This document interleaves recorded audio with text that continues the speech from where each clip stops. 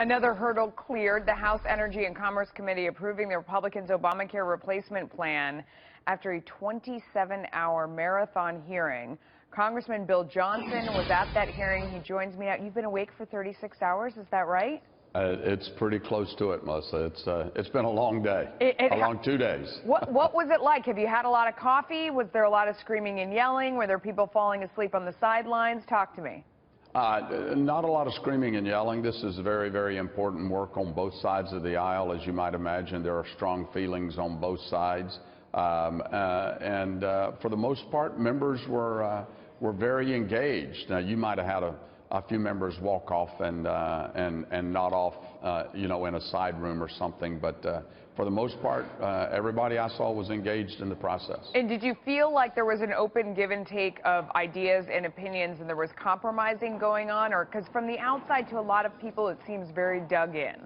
Well, I think it could appear that way, Melissa, because when you spend 4 hours, which is what we did initially, 4 hours on the title of the legislation, instead of the content, we spent most of yesterday talking about administrative issues like the title of the legislation rather than working on any real content. And so that kind of tells you what the tactic coming from those that oppose what we're trying to do was based on. To wear you down so that you give up. I mean, one of the things, a lot of people that don't like this bill in particular, that like the things that are coming in the later phases or feel like they really need those, are having a hard time taking the leap of faith that those other phases will really come.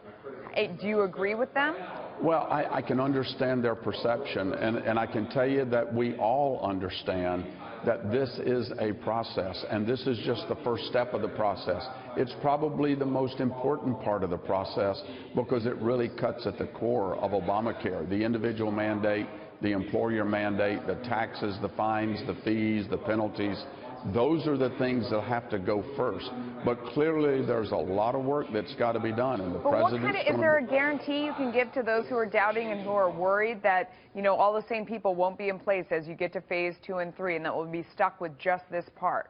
No, everyone that I've talked to, including those that want to see a little more or want to see a little less, everyone is committed to coming to coming to the finish line and making sure that we get this part done. So I'm confident that you're going to see us get this across the finish line. What do you think needs to happen to the bill specifically? What change needs to happen in order for it to continue going forward? What do you think is the next thing in there? Well, I can't say what that is because I'm going to support the bill that we passed out of committee today. If there are negotiations that go on, I'll have to take a look at that. Now, keep in mind, I'm going to have to do this all over again next week, Melissa, because I also sit on the Budget Committee. So I'm the Energy and Commerce representative to the Budget Committee, and so we're going to be consolidating what came out of the Ways and Means Committee as well as what came out of Energy and Commerce into a total reconciliation package. So we'll be doing this exercise all over again next week. My goodness. Well, Congressman Johnson, I hope you can get some rest over the weekend and prepare for that, maybe store up some sleep. Thank you for staying up to join us. We appreciate it. We're all very focused on it, so we appreciate it. Thank you. Thank you very much.